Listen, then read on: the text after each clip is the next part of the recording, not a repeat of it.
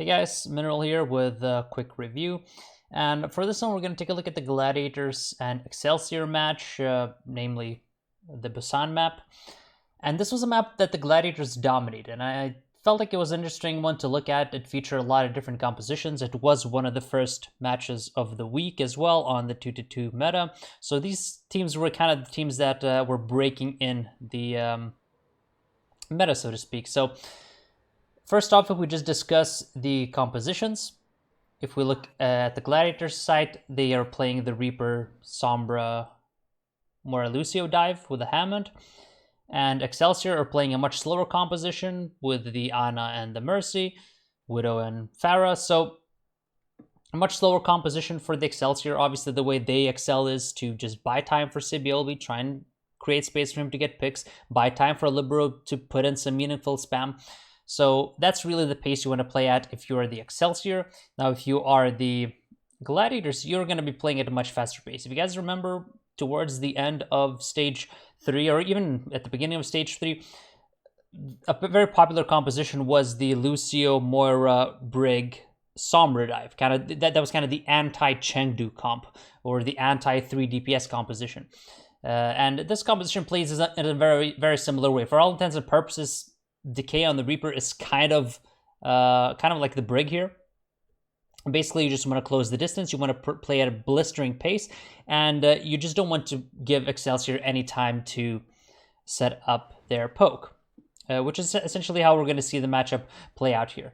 As you can see by the rollout of the Gladiators, they're obviously immediately dodging the most popular sightline of the Widow. Widow is usually going to be peeking here, as CBLB is, so they're not giving him that angle. They're going all the way around here. They want to come close to this corner and then just push and chase targets with Decay, and then Shorfer presumably wants to take an off angle and come from a different angle.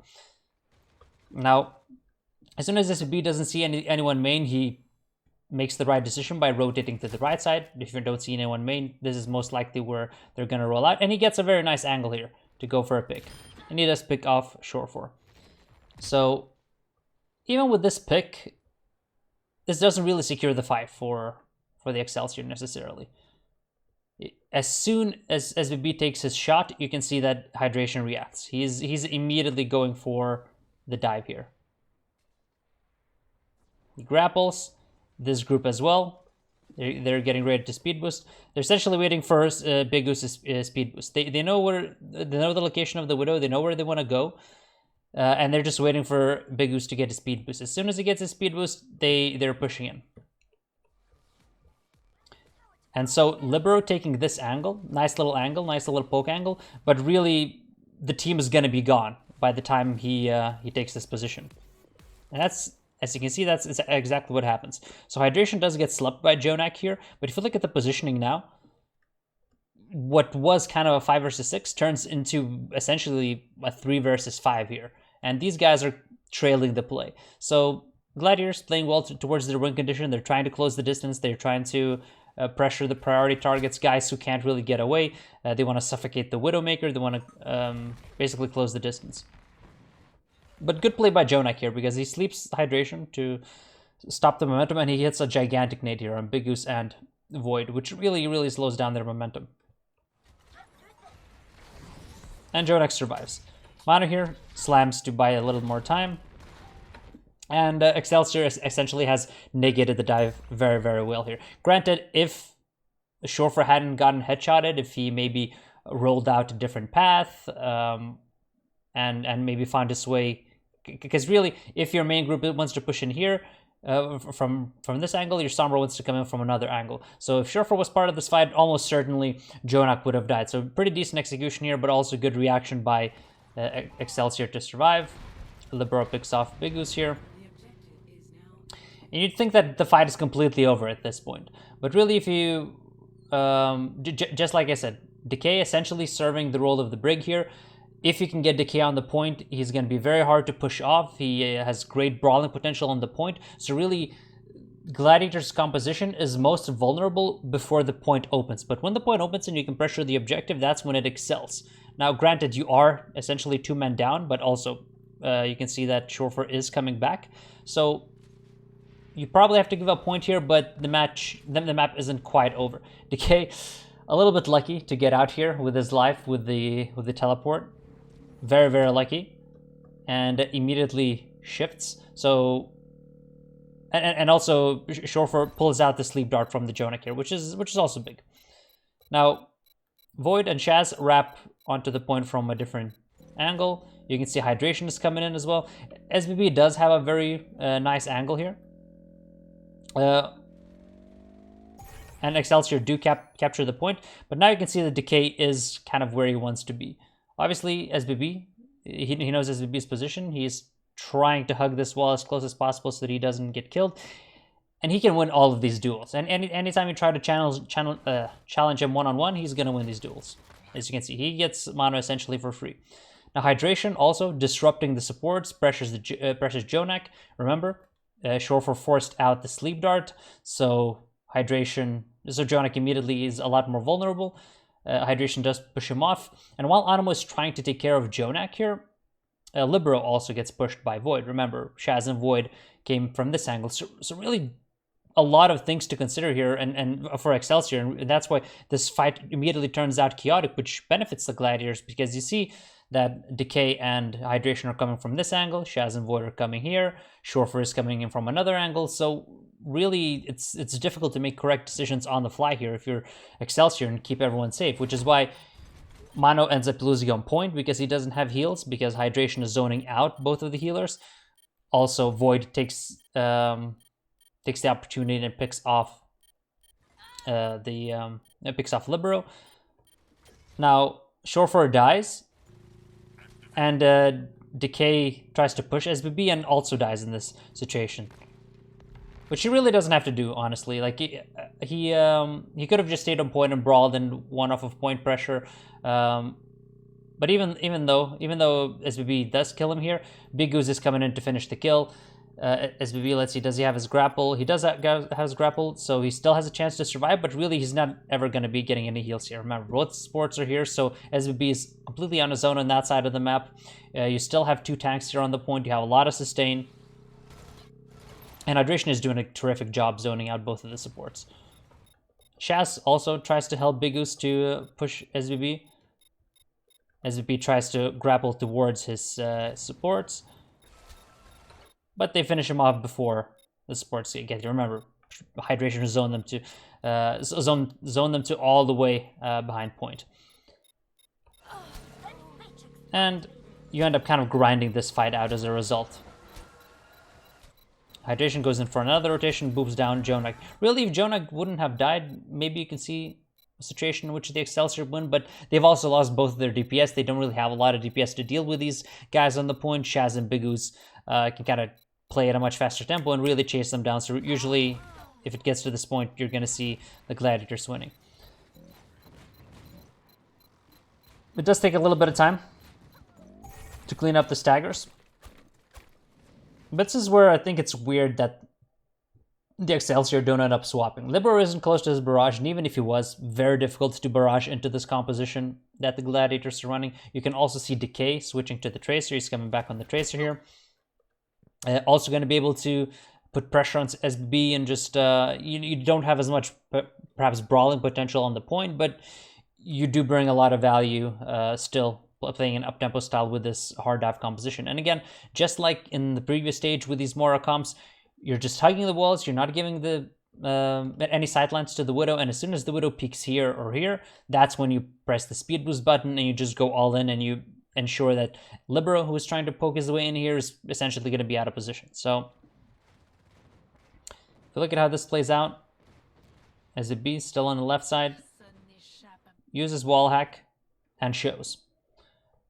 Everyone is taking cover, but as soon as BLB shows, so what is the best way to neutralize the wall hack? It's either to wait it out or to push, say, BLB, because if you push him, then, you know, it doesn't really matter because everyone's out in the open anyway, right? So the wall hack is essentially neutralized, and that's what the Gladiators do here.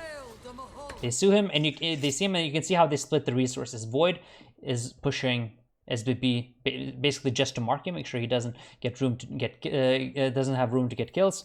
Shorfer is joining up with Decay and Hydration, and they're basically just diving Jonak. And if you look at Anemo, because he is on Farah duty, because he has to protect the Pharah, he can't help SBB, he can't help Jonak, which is why it doesn't really make sense for Excelsior to retake with this comp, especially with the Pharah. And that was kind of weird to me, that the Excelsior actually continued to try and retake with this composition. Also, Mano gets the nano boost, dives in here, but who is he really gonna dive? Again, he ends up out of position, just like in the first push when he was on the Hammond and Libero pushed this location. You just end up chasing empty space because of the fast pace of the Gladiators, and you don't really have a target to lock down. So you can see that Mano really never going to get any value out of this nano boost either. Look at the dive execution here. Jonak dies. SBB dies.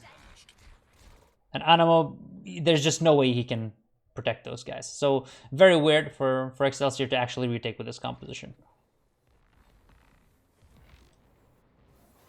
Now, obviously, things get cleaned up here. No value out of the nano. And now the Excelsior do swap. Libero and SBB both swap here. Not terrible swaps. Both McCree and May can bother Tracer.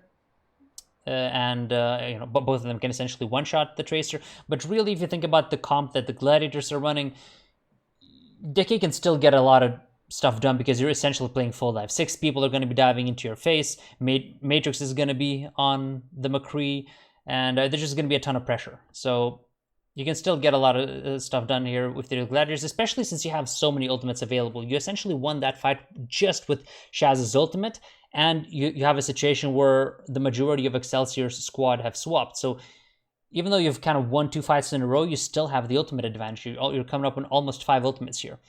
So very difficult to come back here if you're the Excelsior. Very nice off-angling here by Shorfer. He knows that his team's going to try and dive in here with the mines, and he's coming in from an off-angle. Bigus even commits the beat. Arguable whether you need it this early or not, but it gives essentially the entire team confidence to overcommit. Gives Decay a lot of confidence to just kind of blink in and do whatever he wants, simply because he doesn't have to be worried about the one shot. And now you see Mano is kind of isolated. He's completely screwed here. The wall, very good wall in reality. Well, sure forgets the hack on Libero here. It doesn't really matter. The wall essentially stuffs the dive, but the issue here is that it also blocks off Mano's escape route. So Mano has nowhere to escape at this point. Immediately, all the Gladiators turn around and finish him off. And now the push is essentially over.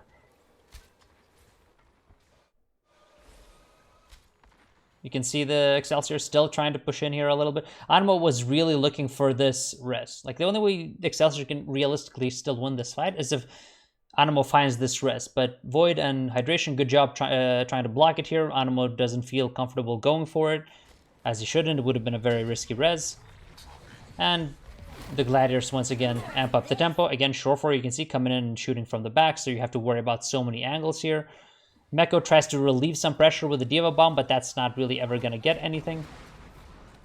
And Shorefore is just kind of free farming here in the back.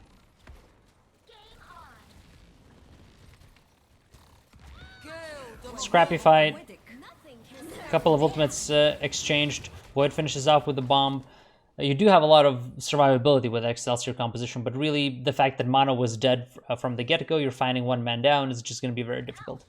And now you've ended up in a one-fight scenario. You only have Mano's ultimate. You have nothing else on the board. You're pushing into, again, 3 ultimates, so that at no point have the Gladiators been behind in ultimate economy. They've kept their ultimate economy intact all the way. And really the only way you can potentially win this fight if you're Excelsior is if Mano somehow gets his ultimate off and makes a big play with it. Which is why it's very perplexing to me that Mano opts to go with the rest of his team. Again, if you look at the pathing for Excelsior, once again, they path towards long. And that's where Mano goes as well. And if you think about it, as soon as the grouped unit of Excelsior pushes in, that's when Shorefore's EMP is going to come out. That's when he's going to push in and use his EMP. And Mano doesn't want to be anywhere close to that. Now, granted, it is still difficult for Mano to get value out of his ultimate. There's no real target he can isolate. Maybe he can go for the Lucio. But this is a typical scenario where really as a Winston against the MP, you should be flanking. You should be coming from this angle as your team is pushing out there. Maybe you jump in from this angle with the primal, you boot people off the map. Like that's the only win condition you really have here if you are the Excelsior. But Mano frontlines here with the rest of his team. Shorfer hacks him, and your only win condition is completely taken off the board. So again, very sloppy, uncharacteristic play by the Excelsior, and you just get cleaned up off of that. Now, heading into round 2, you can see immediately how both teams kind of shift up their tempos in terms of the compositions that they're starting to run. Excelsior takes a page out of the Gladiators book, runs the Sombra Tracer, and the Gladiators completely switch things up and run a much, much slower composition. Essentially, this composition kind of counters what the Excelsior are running. It's going to be very difficult to execute dives onto this. Shaz and Bigus can protect each other. You have Void, who's going to be a disruptor in there as well. Shorfer is going to be putting pressure from long range, which means that you can't really play it slow. You have to dive into the Gladiators composition, while Hydration and Decay will be able to kind of minigame and set up plays together as well. Now, Excelsior played a very slow composition at the beginning of the previous round. Probably just try to adjust on the fly here, play a faster composition, but they end up picking poorly into the Gladiators here. Another interesting thing to note is that Libero, obviously on a Sombra here, doesn't have a lot of playtime on the hero on stage. SBB has mostly been playing that hero for them, and Libero doesn't have a great map here, as we will see. Now, if we look just at the rollouts, what the Gladiators really want to do here is... this is also an interesting point to make. So, Shorfer shows himself main and takes a shot. He takes a shot and he immediately moves towards here. But just taking that shot is enough for New York to react to this and call it. And if you look at how the positioning looks now, Libero is going on the super long flank, essentially because Shorfer's Widowmaker has been called here, and he has to mark him. And it's also why the rest of NYXL are very afraid to move forward, because Libero has to spot Shorfer, he has to be able to pressure him, and that's when the supports, the heroes who can get one shot, that's when they can start making them move forward. You can see now Libero's presumably called that Widow's not here, it's clear, and that's when the supports start to move forward. But this buys a ton of precious time, so this little detail, Shorfer just peeking, taking a shot and rotating, buys a ton of time for the Gladiators, to the point where you can't really execute a dive anymore. Sure, Libero is coming in from behind, but SVB is not in a position to execute on a dive, nor are the tanks. So basically, the Gladiators are just playing tower defense, and they have a lot more point pressure with their composition. If we look at how this plays out, immediately we can see Void going on the point. No one can really push Void off the point on their own. If you dive him, then Shorfer is going to be free. So really, already the fact that the point's open and Excelsior hasn't really gained any kind of advantage is also already a little bit worrying here. If you're NYXL, lovely little angle here by Shorfer. Gets a quick little shot on Mono. Libero gets a hack, completely useless hack on a Widow. Doesn't accomplish anything, and you're not setting anything up with your team. You're not diving. Your composition just can't really play into this. And like I said, the fact that you bought so much time, the fact that Void got to pressure the point, Mono just jumps, but what is he jumping? There's no kill potential on anything here. Maybe he's trying to get on the Ana, but Bigus is going to be there to defend him. All of these guys are going to be able to counter dive and peel, and Mono ends up just dying. Hydration, granted, Hydration does get traded. Important to note here as well, we can actually play this back a little bit, a couple of seconds, because it's interesting to note as well. Hydration also bought a lot of time for the rest of his team. While this dive was happening, on while Libero is going on this flank, while Mono is trying to close in the distance and jump, maybe you could have still potentially made a play if Jonak was free to throw in a grenade. Maybe he hits a grenade on Bigus and Void, and maybe you can do something, right? Like if you imagine if Jonak is here and he hits something, if he's not pressured, he might be able to do something. But Hydration here, together with Decay, like I said, they're playing this 2-man minigame. Jonak does sleep Hydration. And really, while the fight is going on there, Hydration, sure, he gets slept, and he ends up dying 5 seconds later. But while the fight is happening on the point, 3 people are trying to deal with Hydration. And even if they would kill him here, they're still quite far away from the fight. Which is why Mana kind of messes up his jump as well. He probably wanted to land a little bit deeper. He probably wanted to land on Shaz here. But really, that's how the fight kind of plays out. Points already captured. That's when the rest of the backline rejoins here. Hydration does die. SVB and Anamo hunt him down. But good luck trying to get Void and Bigus off the point. And remember, because you've neutralized the dive, that means Shorefur is just free. He can do whatever he wants here. And really nothing you can do here if you're the Excelsior. You essentially just have to go to the next fight. Which they do. Now, let's take a look at Shorefur's positioning. He roams around a little bit. And really, I would like him to kind of stay here. So we'll talk about this a little bit. First off, we take a look at Decay's positioning.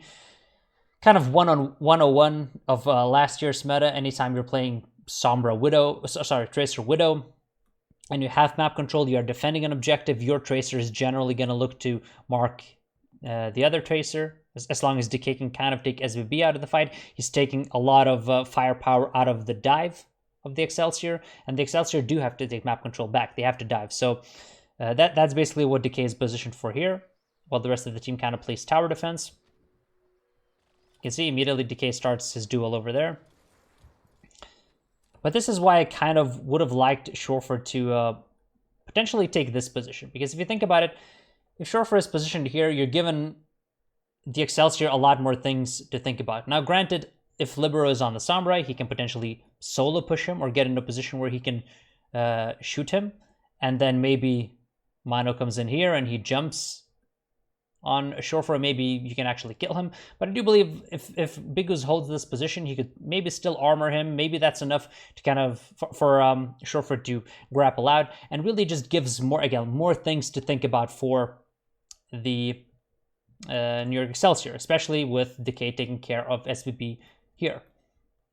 So that presumably the reason he moves Shorefur moves here is because he's afraid of the Samurai. But I still kind of would have preferred him at least to start here and then kind of play a counter dive composition. You know, even if Mano jumps Shorefur, as long as he can he survives for long enough, maybe Void can also peel the dive.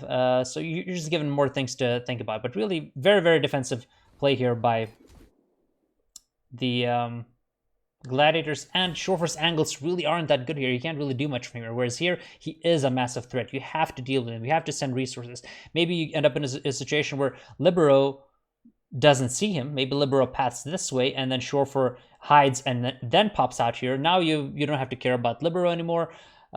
Maybe Mano goes for Shorefur on his own, then Mano can't go here. You just give them a lot more things to think about. But now you do have a lot of room to work with. If we take a look at Jonak's POV, hits a nice nade on Bigus, can Nano's Mano, and he can just kind of clean up.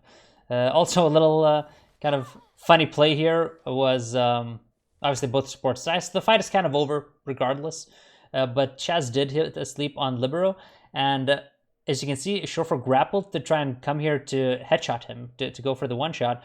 And this is an anecdote. I think Shorefur actually mentioned this on a stream. Hydration wanted to slam him to go for the kill, but this happened at the same time as Shorefur called that he's got the kill. He's gonna one shot. And you can see here how Hydration tries to adjust his slam so that he misses the slam, so that he doesn't interrupt Shorefur's shot, because Shorefur has a clean shot here. And that ends up costing Hydration his life. But it doesn't really matter. The fight was kind of over. Even so, the Gladiators do get a lot of percentage here.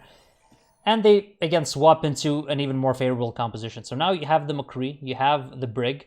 So you have so many tools to deal with SVB, and you have so many tools to deal with the dive here. So again, smart swaps here by the the Gladiators, especially with Big Goose getting closer to his rally. Obviously going to be a super strong ultimate anytime you can force a brawl in the point. Libero here, again, shows a little bit of an experience on the hero. I think he spots the flank here. He tries to presumably mark hydration, and really that's what you want to do. You want to take hydration out of the fight. But here SBB kind of gets double teamed because he doesn't get help from Libero. Granted, he messes up a blink, and then his recall is forced, and then he messes up another blink and blinks into the wall, which essentially kills him. But all this time, Libero isn't doing anything. He's just looking. He could have easily gone for a hack here, bought SBB enough time to do something, especially since he's at 82%. Like, he needs to farm up his EMP, but he does nothing to help SBB here. So, granted, SBB completely messes up his blinks. He shouldn't die here, but also Libero ends up not really doing anything. Mono jumps to try and save him, so now you're one man up if you're the Gladiators, and you've neutralized one of the most important abilities, Mono's leap, so the rest of the team, Shorefur and the rest of the squad, knows that they can just kind of push forward and they don't have to worry about the dive whatsoever. And if we look at Libero, still does nothing. Still does nothing. Still does nothing. Now he comes out and hacks. But really, Libero has been invisible for the last 15 or 20 seconds when he was 15% away from the EMP. So just really didn't look comfortable on the hero at all. So again, a ton of pressure here on the Gladiators. On the Excelsior. Mono ends up jumping in here to try and mark Shaz. Obviously, want to take some heals off the table. Also, Meko ends up bombing to try and relieve a little bit of pressure. And you can see just these small mistakes and the fact that Libero hasn't really done much so far. You end up in a situation where you have to just use ultimates to relieve pressure, whereas the Gladiators, they haven't had to use anything. They're coming up on their ultimates. They've already forced both tank ultimates and they're one kill up. If we look at the situation here, Shaz hits a very nice sleep on Mono. Because you used a lot of ultimates on the point, hydration is actually dying here. And Shaz just barely saves him with the nano. And if he doesn't get this skill, get this nano and hydration dives, you can actually potentially lose this fight, especially since Libero does have his ultimate here. So very big play by Shaz, very big sleep, big nano, and Shorefur comes in here, the Executioner together with Big Goose, and Mono ends up dying. Now if we look again, if we look at Libero and his EMP, solo EMPs, void. Doesn't get hydration. So again, very bad EMP. You should have had it earlier. You could have easily gotten it on more people, but very slow to build it. And anytime you're not engaging with it, you're reacting with it, it's going to be harder to get a big one. So he only ends up getting Void. Void can get healed up by Shaz. And this doesn't stop hydration from creating some space with his ultimate. Beat comes out again to try and salvage the fight. Excelsior just throwing ults at this fight, trying to salvage it, but as soon as Big Goose pops his rally, there's no way you can out-brawl the Gladiators on the point, and you end up dying. Now, for this next retake, you only really have one shot. Again, you've blown all of your ultimates. Maybe you should also swap here, because again, it's going to be very difficult to retake into this comp for SBB and for Libero. But really, it can still be doable. You can see Animo goes to Brig here as well to deter decay a little bit, I guess. But still, it's going to be difficult to dive into this. The Glads are going to be playing tower defense. You can see actually Shorefur is doing what we talked about. Obviously, he's not on the Widow anymore. So with the McCree, he can defend himself a lot easier. But just kind of peeking this angle, pressuring here a little bit, showing, as we discussed, has a ton of value. Now, the biggest error comes here, Libero's Translocator placement. So if Libero was kind of one rotation away from an EMP in this situation, maybe Translocator placement wouldn't matter as much. He just goes in, farms, translocates out, and then looks for it. But really, it should be in a position where he's going to be able to get supports in case his Translocator gets pushed. Now, in this position, he could get support as long as his team LOS is from here. But it's not really optimal. So if we take a look at Libero's POV again, because really I think it's the most important. Gets found out here and translocates out. Now, granted, the fight has already started. You can see the Shorfer is kind of free and free farming. And Hydration sees exactly where the translocator goes. And he pushes him. And for some inexplicable reason, Libero is walking backwards out of the LOS of his supports. Animo, very good reaction. He sees that Libero is going to push, good awareness here. Unfortunately, he doesn't have an armor pack here. Jonak could potentially heal him, but all of this is happening. Really, you don't want to end up in a situation where Libero has to get support to save himself, which is why he certainly had time. Again, he wasn't one rotation away from EMP. He could have easily placed his translocator here, went in for a push, looked for a hack maybe from an angle like this, looked for a hack on Hydration when he dove in, something along those lines. But this mistake, again, costs him a lot. And for some reason, he's walking backwards. Here, as you can see. He started walking backwards, and then when he got slammed, he started moving forwards. But it's a little bit too late. Jonak was preoccupied, didn't react in time. And Libero ends up dying. And in this situation, yeah, you do have the nano, but you've lost Sombra. You've lost one of the biggest damage sources in your team. Hydration is going to be essentially uncontested now, so going to be very difficult for you to do anything. And again, you can't really brawl on the point as well. And Shorfer, very, very nice little angle here with his Hainoon. They pick off Mano. And Nano Brig on Big Goose is essentially going to be able to close this fight out. So really, if you look at this particular stage, again, very good compositional swaps by the Gladiators. Very well drilled, it seems, on this map especially. And Excelsior very slow to swap. They're swapping one life too late. They're also not really playing comfort heroes, it seems, on this particular map at least. Especially Libero on the Sombra, didn't look like he kind of had a handle of how to play into that composition. So overall, very solid play by the Gladiators here, and a bit sloppy on the side of the Excelsior.